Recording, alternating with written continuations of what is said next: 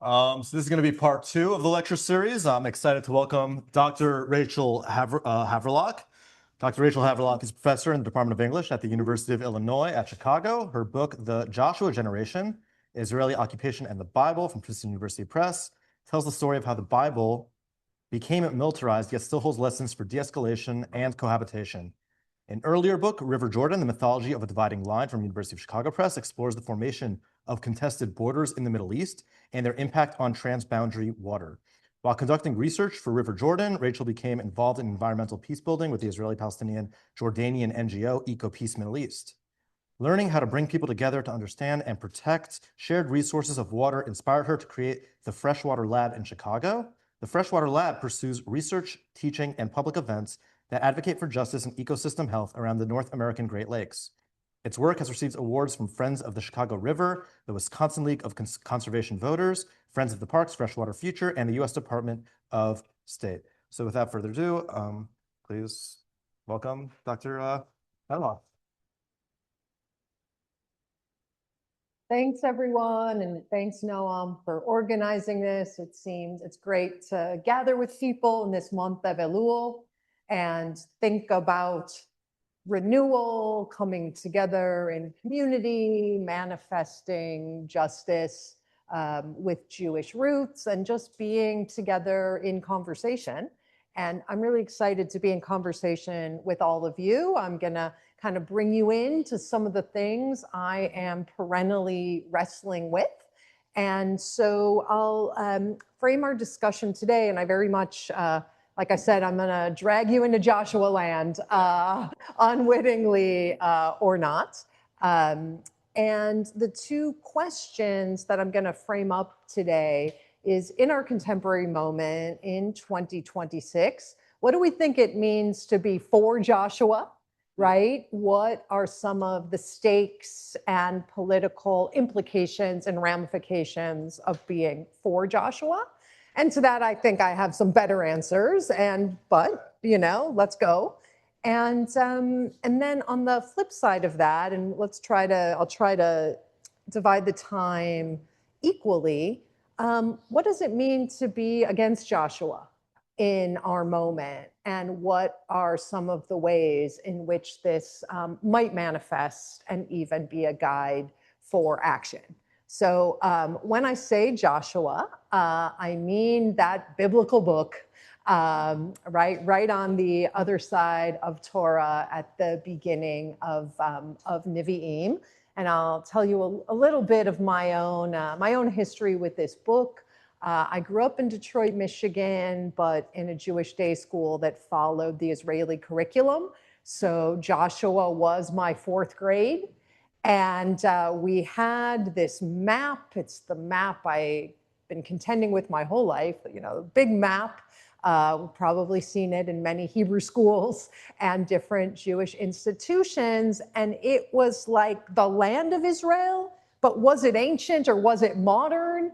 And like where were the borders? Like it was all a little bit overlapping and intertwined, such that the miracle with which the book of Joshua begins, of fording the Jordan River and crossing over to the land, was literally taught to me as being part and parcel with immigration to the state of Israel and the 6-Day War. So everything was kind of jumbled up together. And that really set my worldview as a young person. And so much of my adult and scholarly life has been disentangling all of this. Well, we'll talk about the book of Joshua in a minute, but let's kind of start out, together as a group. When one makes a claim or hears a claim about being like sort of for the book of Joshua, what are some of the, ancient/modern implications of that? Like what's involved with being sort of for Joshua, would we say? Probably the conquer.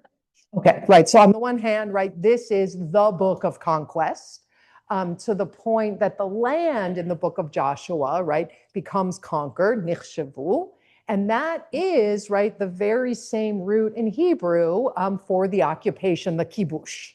right? So again, back to this kind of old new amalgamation, right? That very word of conquest slash occupation is embedded in the book. Mentioned that it was Ben Gurion's favorite book. Yes, I can't wait. Yeah. Yes, we're going to talk about that in just a minute. It absolutely was Ben Gurion's favorite book, and he's a key player in this story. Yep. Yeah. Other things of like being for Joshua. What does that entail? And who do we think, maybe even to put a finer point on it, who do we think in the contemporary moment is sort of quote unquote for Joshua? Where is the book most alive and well, would you imagine? In the Israeli government, it is, as we are also about to discuss, not only a live text, but a functioning policy document. Absolutely right. And in addition to the Israeli government, these things are no longer or not at all mutually exclusive. Where else is the book of Joshua alive and well in the moment? Yes, it is absolutely like a seminal key text for the different strata of the settler movement. Interestingly enough, like a piece of the book of Joshua that sort of falls out of contemporary discourse is that literally the book says that Gaza could never be conquered. Like in the book of Joshua, right? Gaza remains like the terrain of Nephilim, right? Of primordial giants. So it literally is like so the whole thing about like settling Gaza, you know, and invading Gaza, I'm like, but if you're really biblical literalists, you're kind of would read the book and know you're going to not be successful in Gaza. But it does reign supreme as a policy document and justifying text among the different settler movements in the West Bank. Anything else about the implications of being for the book of Joshua? Anyone wants to share? I think that there's a real dispossession there, right? That it's not just like come into the land and attain sovereignty. It's like there's a full acknowledgement of the people who are there, and with each chapter, there's a conquest against another tribe or kingdom and leader that Israelites need to subdue or kick out. Yeah. So dispossession is key, because there's a real sense throughout the book of Joshua, right, that the conquest is about obtaining land and property and place that does not start out as yours to begin with, right? So that sense of like displacement and the displacement of indigenous peoples, formerly present peoples, right, is the kind of pallor over this entire book. And that, again, like back to my sort of like fourth grade state of mind, right? That kind of parallel, right? This thematic constellation of people coming from outside to a place to which they're drawn, to which there's some kind of sense of origin, and that arrival requires this violent dispossession and displacement, and that it's also something that does not reach an end, right? It's a kind of perennial disposition. And in many ways, this is something that has always and continues, I think, to haunt the state of Israel. So maybe before we talk about the book of Joshua, let's sort of talk about Joshua in Israel. And that's, I'll just do like a quick, here's the book. It's, you know, for better or worse, you always want your books to come out in paperback. But the fact that Israeli occupation in the Bible is in such demand is also something, you know, that to me is lamentable. I would rather not have the paperback and not have the perennial war. But okay, how did, you know, sort of Joshua become so central in Israel, and how did this pallor of perpetual war and dispossession come to haunt the state of Israel? All right, I'm going to give a kind of a big overview of this. So Joshua, for most of diasporic Jewish history, was probably the least read biblical book. You know, for those who follow the weekly Torah reading, like how much Joshua do we read?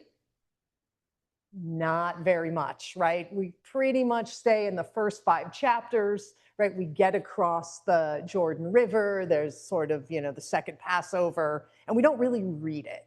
And there's all kinds of, kind of fanciful stories about famous rabbis stapling the book of Joshua closed, right? That it would do no one any good living in the diaspora to kind of hold on to a theory of holy war.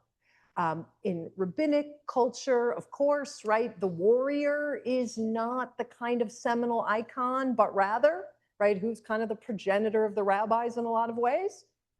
Moshe, right, the lawgiver, the prophet, someone in line with this, and the rabbis kind of make Moshe into a kind of a student, but maybe a too charismatic one.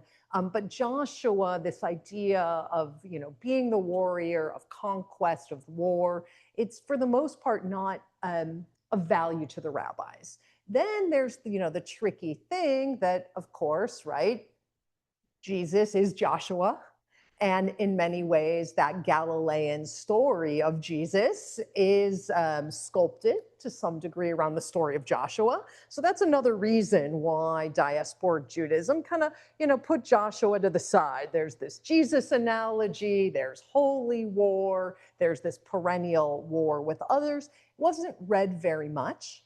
It was sometimes taken up in the medieval period by some kind of apocalyptic groups that really thought that redemption required a kind of, a wholesale immigration to the land. But the book of Joshua, when it comes to Jewish interpretation, does not have a whole lot.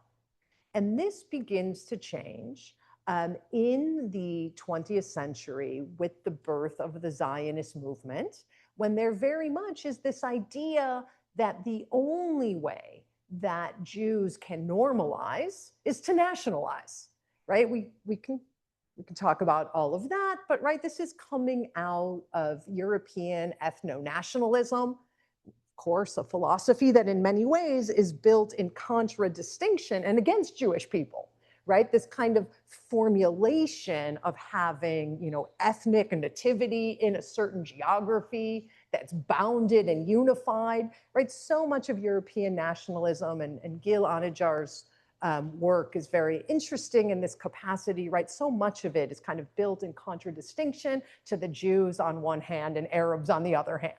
So, right, Jewish thinkers take that onset of European nationalism in a lot of different directions, but one of that is to kind of adopt it and say, we never will have normalcy until we have territory that's defined and distinct and where we belong, and where there's some kind of claim, because nationalism really pivots on like the idea of the peasantry, right? Kind of urban cosmopolitans are never the icons of the nation, right? It's always this kind of mythologized peasant who expresses an unbroken tradition and continuity with the land. Okay. But when it comes to projecting a national movement in a, religiously imagined land, like how are you going to get these, Jewish peasants if you're not looking at them in Poland or Algeria or the like? So the book of Joshua becomes this kind of, for the early Zionists, becomes this like generating text of like ancient Jewish peasantry. Right, there were these tribes, they were agricultural, right, they lived in specific places. So the very early chalutzim, another word taken from the book of Joshua, the early pioneers and settlers in Mandate, but first Ottoman and then Mandate Palestine, kind of turned to the book of Joshua as this source of authenticity. Right, we're going to found kibbutzim, and we're going to name them after the book of Joshua. We're going to take these place names and these border lines, and this is going to confer this kind of authenticity. And exactly as we heard over here, among that number was someone named David Ben-Gurion, who later becomes the first prime minister of Israel. And he again, like, turns to the Tanakh as this repository of a kind of ethno-national Jewish essence that, by the way, is not religiously construed, right? It's sort of, taking this national spirit from Tanakh while kind of moving the religiosity aside.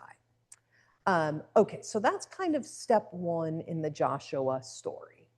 Then the 1948 war occurs, and Ben-Gurion has a very famous statement where he says, no commentator, ancient or modern, has better interpreted the book of Joshua than the Israel Defense Forces in our war. So Ben-Gurion says, right, the act of fighting this war of dispossession is an interpretation of the book of Joshua.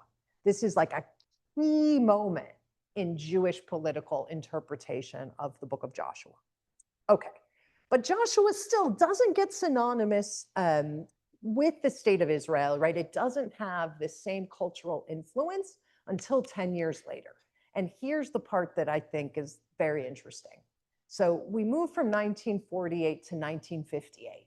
The state of Israel in 1958 is 10 years old. It's sort of always interesting to me. I found out later in this research, my mother was there in 1958. I was sort of like, tell me more. And she's like, there was one street. I don't know. These are the kind of things, that she remembers at the time. Israel's celebrating 10 years. And the thing that is really significant about 1958 is that the Jewish population in the area defined as Israel at the time had a higher percentage of immigrants than people who had been there and fought the war in 1948. And Ben-Gurion, right, he was again a nationalist thinker. He wanted unity, he wanted a national identity, and he wanted this Israeli identity to displace, right, diasporic affiliations, ethnic affiliations, Jewish religiosity, and he wanted it not only to displace that within Israel, but among world Jewry. And what he wanted also, right, part of this, his vision of national cohesion, is he wanted a distinctly Israeli mode of biblical interpretation. What Jews had been interpreting, Tanakh for thousands of years. What was wrong with that from Ben-Gurion's point of view? From his point of view, right, the Jewish question, as it were, for him, was bound up with Jewish scholasticism. He was like, we've misinvested our time in studying, in religious traditions, in generating all this interpretation, right? This has prevented the Jews from being properly nationalist subjects, and that interpretation just won't fly. And Ben-Gurion, he was a reader. He didn't sleep much. He read everything. But he read a lot of contemporary academic biblical scholarship. He didn't like that either because, somewhat correctly, he saw a kind of supersessionist Christian tone running through modern biblical scholarship. He was not wrong. We can talk about that a little more. So he wanted this like distinctly Israeli form of biblical interpretation. Do you think there is such a thing in the world? Did he succeed in it, would you say? Not really. On that maybe he failed a little bit. Israel, well, we'll talk about it. Where this falls or rises. But he says, okay, we've got a population with more immigrants than people who fought in the war, and we've got to have a narrative of the state that joins everyone together. And so in 1958, in preparation for this celebration of the first decade, he gathered the elites in Israel at the time. They were all Ashkenazi men, except for one. They were all fairly secular.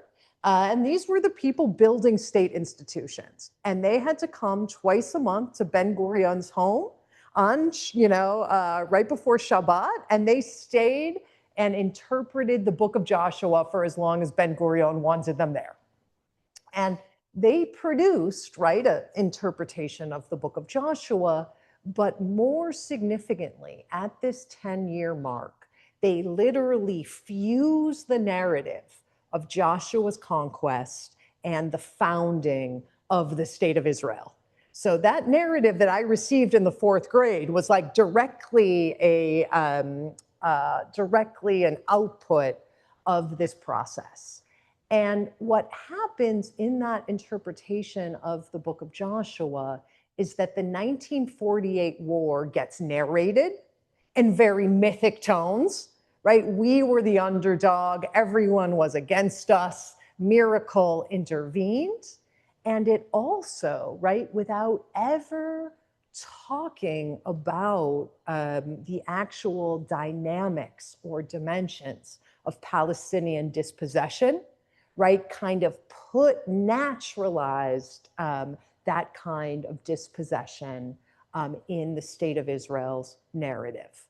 Ben-Gurion also talked about himself as a kind of Joshua, with Herzl as Moses. And Ben-Gurion put in place what I think is a kind of a haunting and relentless scenario where it becomes incumbent on each generation of Israeli politicians to kind of out Joshua the one before, such that when Moshe Dayan conquers the West Bank in 1967, he calls Ben-Gurion a Moses and himself a Joshua. And so we see, right, that generation after generation of Israeli politicians are simply kind of upping the ante to reach a kind of a more literalistic, more militaristic definition of Joshua. So let me stop there. There's kind of the like Israeli arc. We'll come and look at a text in a moment, but anything anyone wants to add or ask before we go on? I guess I'm curious how they, first of all, how do they deal with the supernatural elements of Joshua, right? Like, you know, shofars are not pulling down walls and suns are not standing still, right? So Yeah. there are definitely like divine elements of assistance in the conquest. So I'm curious if they tried to find evidence for that or if they just assumed it. And also, how do they deal with the fact that like beginning of Shoftim was very clear that like didn't work, Yeah. right? It never ended, right? It's an explicit acknowledgement of failure in some sense of the conquest. Yeah. So for the supernatural elements, this one, Ben-Gurion was directly involved.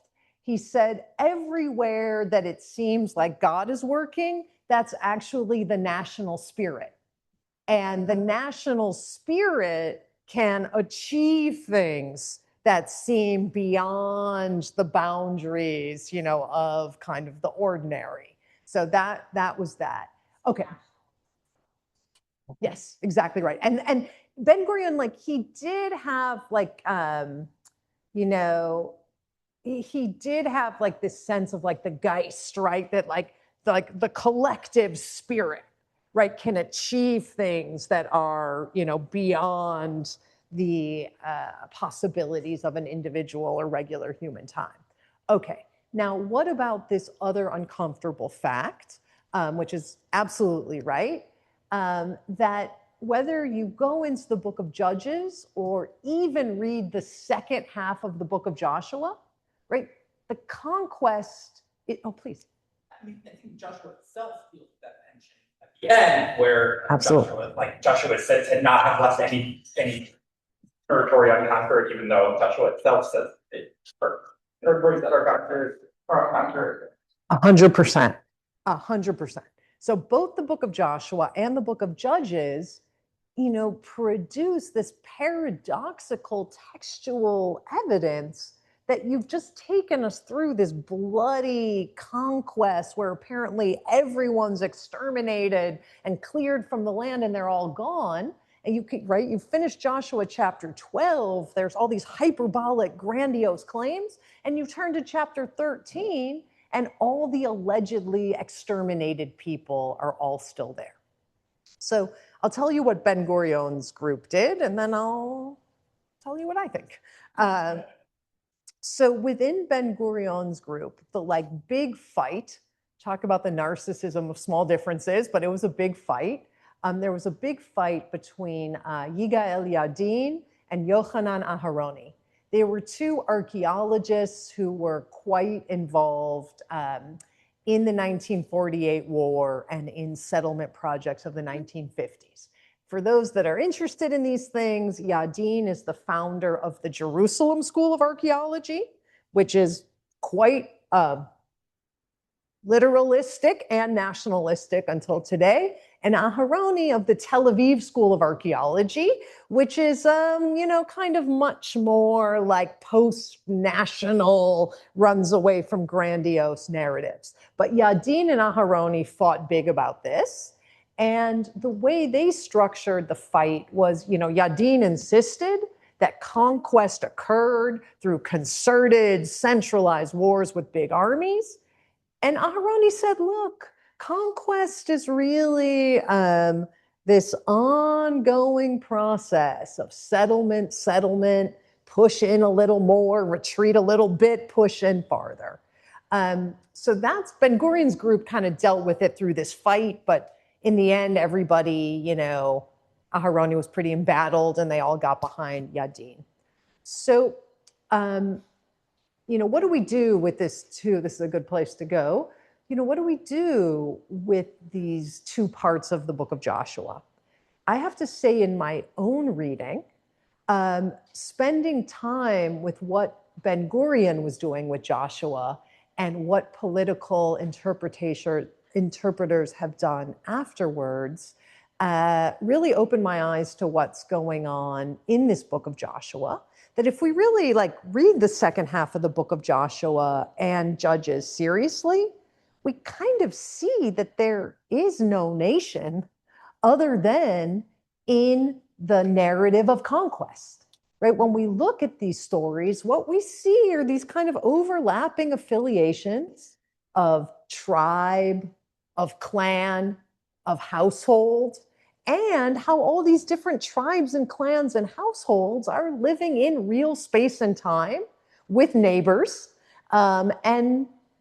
Those, sometimes it works with your neighbors, sometimes there's reconciliation, sometimes there's ongoing skirmish.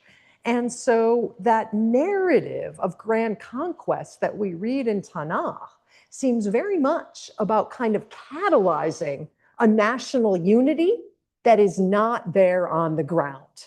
And so when we go to that second half of the book of Joshua, and there are citations again, like until today, Jerusalem is divided between the people of Judah and the people of Benjamin, take your pick, that varies too, and the Jebusites. So we get in second half of Joshua and Judges this much closer to the ground vision where there aren't big battles or big national identities, but all kinds of localized identities trying to work it out. And that national identity, as in the time of Ben Gurion, really only comes into play in these kind of, storytelling rituals of the nation. Okay, let's have a look, continuing on our discussion of what it means to be for Joshua. Let's have a look at a rabbinic text, and then I will share a contemporary interpretation of this text by the Minister of Finance in the State of Israel, Bezalel Smotrich. I have to say that I've been in the past, I don't know, maybe decade or at least 5 years in Washington, D.C. one time. I was there in 2025 for Great Lakes Day. And who do you think was in D.C. on an official visit on the very day I was there? Bezalel Smotrich. So I did end up in D.C. on the same day that he was there. I did meet someone from his delegation in the Capitol cafeteria. And I actually tried. I was like, oh, could I have time to meet with the minister? It did not happen, but to me, it was somewhat uncanny. I'm like, I can't believe I come to DC and we're here at the same time. But let us begin. This is a text, sorry, didn't make it in here, from the Yerushalmi that also appears in Leviticus Rabbah. And again, they're talking about the sabbatical year and the tithes. But if you've got the text, we can start with the English for Rebbe Samuel Bar Nachman said. Does somebody want to read that in English for us? Oh, okay.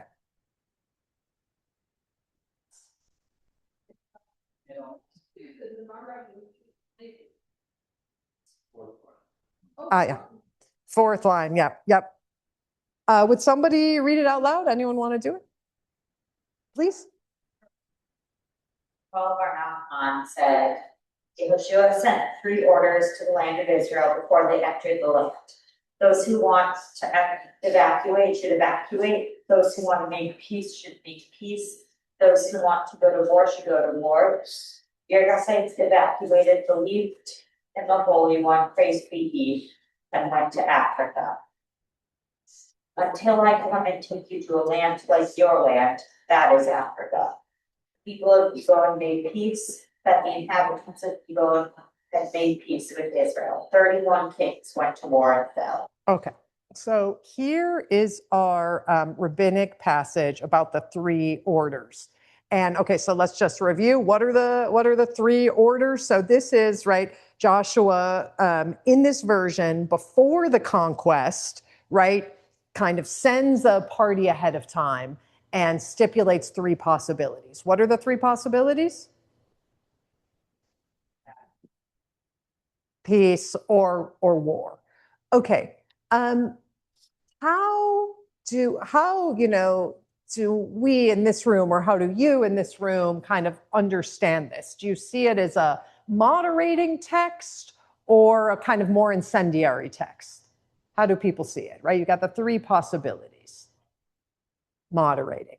That is indeed, right, as a moderating text is how it was taken over the long period of Jewish interpretations, right? This became almost a principle of Jewish just war theory, right? There were not very many or really, any until the 1930s, like Jewish wars per se, but it was understood to be moderating, right? That before you attack and engage in any kind of conquest, you give people a chance to leave, you give them a chance to have a treaty, and only then do you engage in acts of war. So it was, again, this kind of Jewish just war theory understood as moderating. And then we had Bezalel Smotrich, who for much of his career as a leader in the settlements and until today has a particular interpretation of this text, which I will now read for you. This is Smotrich's. Quotations are here. When Joshua ben Nun entered the land, he sent 3 messages to its inhabitants. Those who want to accept our rule will accept. Those who want to leave will leave. Those who want to fight will fight. So how did Smotrich change this? So Hishlim, right, understood to be making a treaty. Smotrich reads as rule. Okay, so here's the thing. So for Smotrich, right, a peace treaty means accept our rule, right? Be subjugated to our rule in whatever form we make it. So the Hishlim, right, this idea of making a peace treaty is undercut, which means you either accept the rule, you leave, or you engage in fighting. And Smotrich goes on to say, the basis of Joshua's message to those who were here before us is a fixed and absolute premise. we are here. This is the land that was promised to us, and we have come to possess it. Okay, so he says this text, right, the three possible options boils down to one absolute. We're here, this is our land, and we are commanded to possess it. He goes on and he says, right, there is no fourth door. Okay, Smotrich, from this text that we just read, there's no fourth door of co-governance, sovereignty, or human rights. He says, the Bible states it's an absolute truth that the land of Israel belongs to us, and the state, on the basis of Joshua, the state's only legitimate form is Zionist settlerism. So here we have, right, the kind of foremost political interpreter of the book of Joshua takes, right, the text we just read. There's three options, which really comes down to we're either going to kill you, or you're going to accept our rule, or if you can't evacuate, you will. And then he says, right, there's no other possibility, right, on the basis of the book of Joshua, for the state to exist other than Zionist settlerism, right? This is the foremost political interpretation of the book of Joshua. We can certainly have moments of responding to that, but I think it also raises that second question that I brought up, which is, what does it mean? Or how does one go about being against Joshua? So I'm going to turn that back, to all of you. So then, what, in light of this political interpretation, what then does it mean to be against Joshua, or even based on what Smotrich said, if we want to come back to what it means to be for Joshua? Anyone want to jump in here with thoughts? Okay, let me, I'll tell you one more thing as we go into the against Joshua part.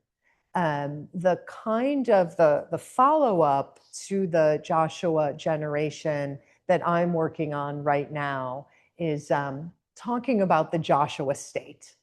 Because whether on the basis of what the current Israeli government, and we'll see what it looks like after October, of this year, but on the basis of the kind of actions and inclusion that the current Israeli government sees as legitimate, as well as the alliances that the current government of the State of Israel has with the evangelical right in the United States, with the neo-fascist right in Eastern Europe and in South America.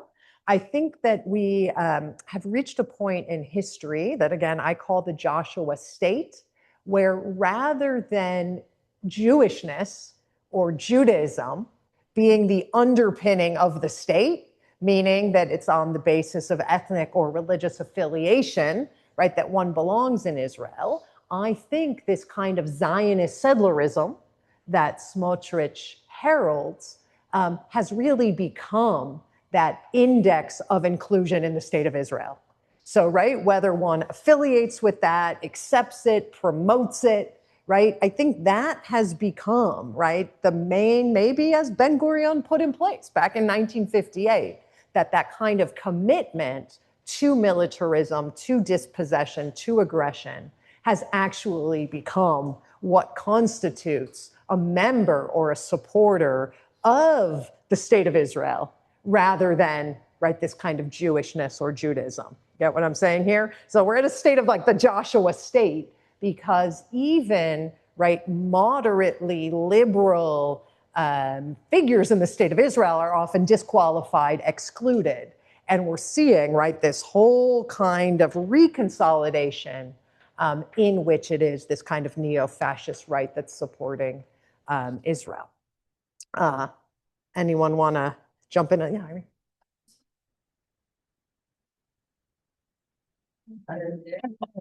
It's there. So the book of Joshua is in the section of Tanakh called Prophets. Probably because no, it's actually an interesting thing. We don't get any actual prophets in the section of prophets until we get to Samuel. So Joshua and Judges are sort of like not in the 5 books because it's this like period after crossing the Jordan River. But yeah, so Joshua encounters a man, a kind of an angel. And that encounter that Joshua has with God is of like, a militarized angel, a man with a sword. Joshua's theophany, the God that Joshua meets, is a kind of like an angel with a drawn sword. Yeah. So the Haredim right now in Israel is a big tension between, say, the Joshua Jews and the Haredim Jews. And like naturally I have more of an affection for the Joshua Jews, like, Yeah. not part of the project of protecting. Mm-hmm. And then if you really, they're pushing forward a different view of what Judaism is. So most things, as you're talking, like, oh, Yeah. they're like pushing back on this Joshua narrative. It's like, well, I'm not part of that. Yeah. So that's, one. Okay. So back to this against Joshua, right? So what you raise is one possibility manifested in part by Haredim, but not only, right? One possibility, of course, is a reclamation, right, of Jewish practices, right? Wrestling, as we did this morning, with, the ethical suggestions in the long history of Jewish interpretation. But I mean, you're right? One form of being against Joshua is a kind of, whether it's a return or an upholding of sort of traditional diasporic Jewish practices of this is a life way, this is a religion, this is an ethical commitment, and this isn't, right, a nationalist commitment to endless war. So, right, that is one very potent form of being against Joshua. It might be, percolating here in the halachic left. Absolutely right. Yep. I mean, at least for Spontrich particularly, he is himself probably very much personally motivated by a religious sentiment. Yes. Well, that's an interesting. Yes, that's right. Because he has and he himself, right, like Ben Gurion and like Dayan, Smotrich has many moments where he kind of imagines himself as Joshua. What's interesting about Smotrich as a political interpreter and the settler movement in general is that it resembles evangelical Christianity in a number of ways, one of which is actually quite individualistic interpretation. Right. So whereas we've got long debates about the book of Joshua and Jewish interpretation, right, which is like puts a lot of bounds around holy war.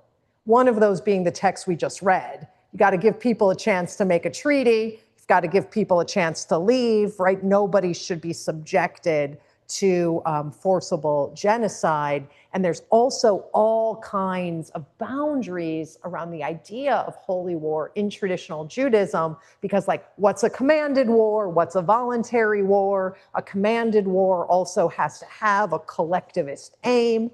But for Smotrich and other settlers, right, they're enacting the book of Joshua in individual daily life.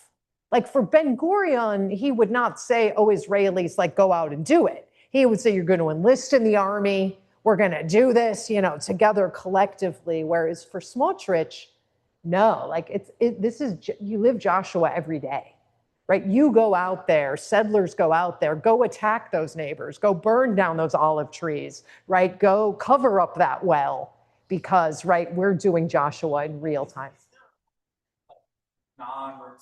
Or like real secular settlers, though? I don't think there is. No, there isn't. No, you're absolutely right. You're absolutely right that there is a religious motivation. I think the kind of finer points I'm putting on it is how it looks different, I would say, from, let's call it traditional Judaism, is that there's this very, individual acts. And this is something in terms of political interpretation like we hear from Mike Johnson and members of the Christian right in the American government, where people are like, right, but like, look at all these things that Jesus says about the poor and the sick. And they'll say, no, no, no, that's not incumbent upon us as a country.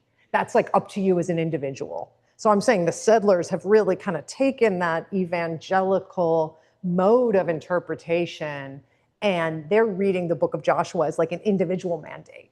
Like, I'm going to go out and smite those neighbors because God said to Joshua, leave no one standing. Yeah. It's interesting to compare it to the Yadina Haroni debate we talked about earlier, right? Because in some sense, they are actually doing what Haroni claims was what that was the procedure, right? The procedure is build another settlement, encroach a little bit more, push them out, right? Like, shlav, right? We'll do little by little, right? Whereas Yadin is like, we fight, it ends, and then we deal with what's left over at the end, right? Yeah. There's like almost a sense in which like the Yadin part is more ethical, right? Or has like a more has a better chance of morality to it because it ends the conquest part of the conflict at a distinct moment, right? That can then give way to a political solution. Whereas if you think that you're just in like almost eternal ongoing process of trying to colonize more and more pieces of the land beyond the land, right? We've got plenty of space between the Nile and the Euphrates to still go, right? According to the maximalist verse of the Torah, right? Then like that's the recipe for endless conflict. That's very astute, because Aharoni, despite the fact that he was the founder of the Tel Aviv School of Archaeology, which is, let's call it more liberal, he was one of the earliest advocates for a Greater Israel movement. So it's very astute, right? That this idea that the conquest never ends, that it's perennial, gives license to anybody in any settlement, in any camper, anywhere, right? To burn things down, to attack people, to raise schools. You're absolutely right. Yeah, you're absolutely right. Other thoughts about against Joshua? Okay, so one other twist that I want to make here, and it's just a section from the book that I included. There, in the 1990s, a member of the Israeli Knesset, Es Yizhar, Samech Yizhar, came out with this piece called Against Joshua. Somewhere I have it fully translated, but anyway, I brought the section from my book. And what's interesting is how first gave this Against Joshua speech to a gathering of humanistic Jews in Jerusalem in 1992, and then he published it subsequently. And so Yizhar talks about, he sort of stakes a political position of being neged Yoshua, being against Joshua. And he says, that there is, as he puts it, this awful Zionism of the sword. And he says, right, the Zionism of the sword says there's no other way to live alongside of others than, constant conquest, constant attack. He sort of parodies the early Zionist embrace of Tanakh as, he says, like, oh, we went out with our Tanakhs in our backpacks and we were looking for King David and looking for Joshua. And we said that, oh, we're actually them. So Yizhar kind of parodies Zionism. He admits that there's this militaristic, relentless, he even comes pretty close to calling it genocidal attack on Palestinians and Arab neighbors. So he, comes pretty close to naming the thing, but then he scales it back. And he ends this piece by saying, maybe there are a few Jews sitting here that are against Joshua, by which he means, being against what Smotrich calls Zionist settlerism, right? Being against these kind of acts of ongoing violence, but he never identifies this against Joshua as being something that could fully transform the state of Israel. Right? He says, maybe a few of us Jews sitting here. Now, of course, sitting, yoshev, can also mean inhabiting the land. But he makes this a kind of like a side movement, like a fringe peacenik attempt. And he never makes the call of we have to transcend and transform the Joshua-ness, the conquest that's embedded in the state of Israel. And so this is something, I'm wrestling with quite a bit. Like Yishal, who's identified as kind of like the foremost critic of the book of Joshua, why does he make the alternative so narrow and so passive, right? Why doesn't he call for a kind of Jewish nationalism or Jewish anti-nationalism or post-nationalism, right? Why? He was a member of the Knesset. He won the Israel Prize. His novels in many ways, although they, have their own reluctance, but his novels in many ways were some of the earliest documentation of acts perpetrated in the wars of founding Israel, but he makes it a very, very narrow thing. And that's a big question for me, right? The kind of like, why does Yishal scale it back? And when we're thinking about what, being against Joshua means, does that mean like we're against Smotrich? Or is there a need for this against Joshua-ness to be something much wider, more systematic, and more transformative? So putting this back, to all of you, like, what does that mean? And is there a possibility, right? I guess I'm asking, like, is there an afterwards? Is there an after Joshua possible after, not only the wars, not only the genocide, not only, the ongoing dispossession? Like, is there something that comes after that is against Joshua in this way? I think everybody in Israel has some connection to the military, so going too far would be dishonoring anybody who lost a member in the war, and it's too close and it's too scary to say. And I also wonder if we don't have another good model, what's an alternative to Joshua's story? And so without that, it's very hard to balance out the stuff. Yeah, that's really good. And I mean, so right, the first point that you make, it is true, and that even goes back to Ben Gurion as well, right? In 1958, he's like, well, what unifies us? And by 58, like not everybody spoke Hebrew. And he's like, well, so when the kids go in the army, they're made into proper Israelis. So, do we have to wait for everyone to go through the army? So you're saying, right, that the military is so synonymous with the experience of being Israeli. Yeah, your first question was, is there an after that? And is there an after that that somehow doesn't honor that service and those losses? Thank you. My question, Avi Newman, my question is, are there any examples in history where you have a conquering force that is able to redeem itself and live in harmony with what they've done and with the people who are there afterward? Yeah. So that is, yeah. So there's our question, like, what do we have historically? And, when we think about that, I mean, well, let me answer it in a very particular way. Something very interesting, obviously, like South Africa, it's a good model, it's a bad model, because that kind of inequality along racial lines persists in South Africa. But what I do keep an eye on, cities like Cape Town and South Africa are coming. Here's my water person meets my historical person. Cape Town and other South African cities are coming dangerously close to what's called day zero. Day zero is when there's no water, right? There's no available water, not for drinking, not for industry, not to mention data centers, right? So day zero keeps, coming.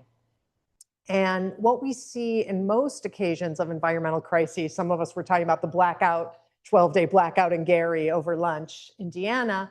So in most environmental crises, the most vulnerable and oppressed communities fare the worst. This is what it's like in the West Bank, right? The poorer you are and the more rural you are, the less access to water for daily life is available. But what's been interesting to watch in South Africa is day zero comes closer and closer. We've seen decisions on the part of the municipal governments to like cut the water use of the richest and most privileged people. So the campaigns, instead of like undercutting the most disenfranchised people, have been like, okay, Cape Town people with condos, with pools and jacuzzis and like extra big washing machines, like they put the pressure on them to cut their water use while making public water more widely available. So this is to say, like, I really keep my eye on environmental crisis and how, and this is the case with a lot of work I used to do in the Jordan Valley, right? Like, how do you make the occasion of environmental crisis a chance to kind of like reconstitute rights and distributions and things? So I guess we haven't seen an ideal, but even in this country, with ongoing fights among indigenous communities, like for water sovereignty or against pipelines, like we see in these struggles a kind of like a re-equalizing. So that's one answer. And you know, and to what Irene was asking of like, where's the other model? So this might seem like a strange answer, but I also think the other model is in the second half of the book of Joshua. Because, right, that first half of the book of Joshua that claims like a total conquest, everyone conquered, everything put to rest, when we open that second half of the book of Joshua, it's not the most exciting reading, but it's got a lot of material. We see that, in fact, there aren't conquerors and conquered, but there's a bunch of people living in the same space and time and trying to figure out how to live together and allocate resources. So, in many ways, like, the Joshua state, it's going in one direction, wiping out Gaza, bombing Lebanon, now it's bombing Syria. I mean, it goes and goes and goes until it expends what can be expended and it itself becomes expended. And the other possibility, comes much closer to a kind of regionalism or confederation where, you have scenarios of, maybe representative government, maybe direct democracy that actually like reflects the people there. So I do think that like, the book that both generates the problems and generates the militarism also gives us this other version. Like, you're alongside the Canaanites, you're with the Jebusites, these people are you and are a part of you forevermore.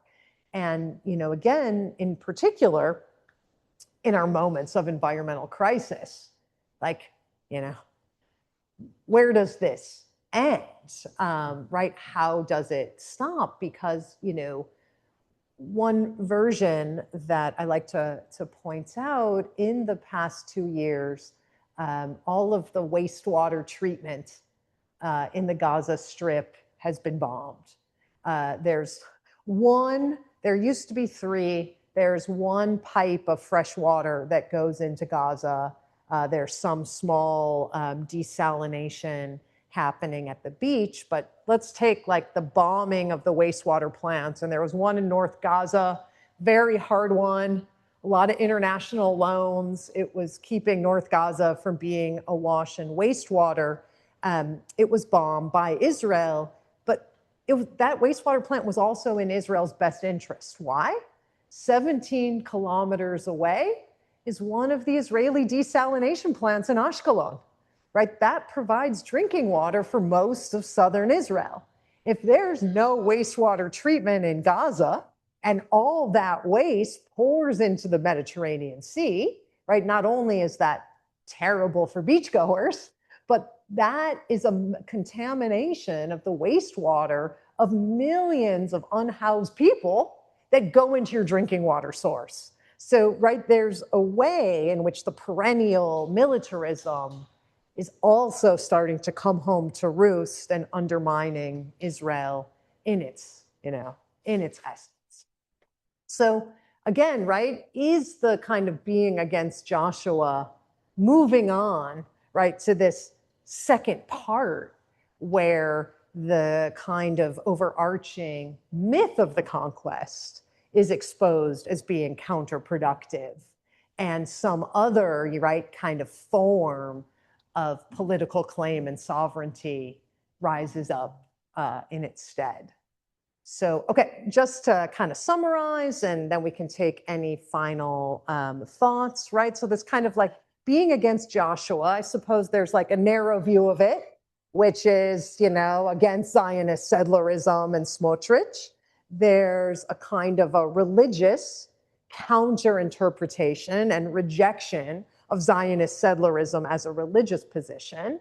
And maybe there's this third possibility, which is going beyond Yisar for some kind of like fringe peace movement to actually kind of unsettling this modality of perennial conquest and wondering, right, at this moment, after 100 years of conquest, what might some form of Jewish or mixed Jewish sovereignty look like?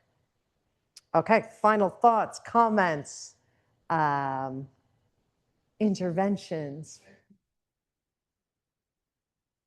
I mean, at the risk of just moving character myself, right? Chazal is the answer, right? Like what? Like why are we wrapping ourselves to sort of like a biblical narrative, whether sort of like the idealized first part of Joshua or the more realistic second part of Joshua, which also has its dangers.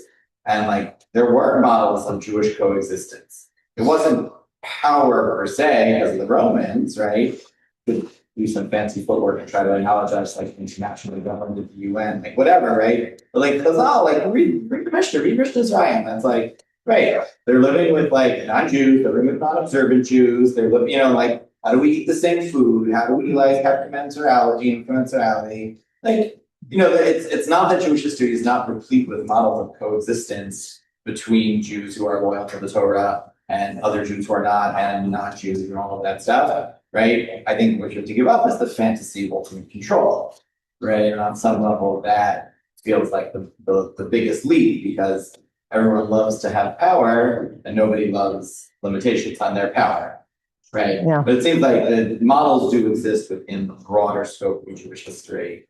If we're willing to not just be like wedded to the biblical texts and studies. Yeah, it's very well said. And you're kind of like, undoing, I think, in a lot of ways, or suggesting an undoing of something that Ben-Gurion really put into place. And yeah, that question of power is obviously, really important. And, obviously, we're at a moment, I think, in so many global Jewish communities where it's like, comes down to, do you support what Israel's doing wholeheartedly or are you against it, right? I mean, there's a kind of a whole new realignment, and, that is where it is, and we stand where we stand, and we try to talk to our peers as we try to talk to our peers, but I think there's also a holistic discussion of this exercise of power. It itself contains the seeds of its own demise. And also, this current exercise of power is creating really really the very thing Ben-Gurion did not want, which was like a pariah state that will rise and fall based on where global superpowers are. So, even among those that, don't want to give up this moment of political power or see some kind of reconciliation as doing so, it's worth looking at the very inherent limitations to this exercise of power.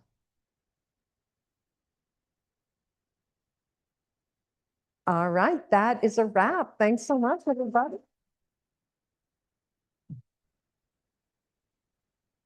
So much to our speaker, Dr. Havrelock. Thank you again to our first speaker, Rabbi Friedman. Thank you all for coming. This event was sponsored by Halachic. If you want to learn more about us, you can check out this sheet. You can visit our website at halachic.org. You can sign up for our email list. We have a WhatsApp chat. We're releasing a holiday reader later today that has essays from Rabbi Friedman and myself and several others as well. That'll be for the upcoming holidays of Tishrei, Sukkot, Yom Kippur, and Rosh Hashanah. You could also purchase a physical copy for, I believe, about $20 at shipping costs, and also obviously subsidize the payments to the writers. And yeah, there's a whole lot of food left. So if you'd like to take any home, please feel free. I encourage you to do so. Please do. So thank you all again, and I hope to see you all in the future for future events. Thank you.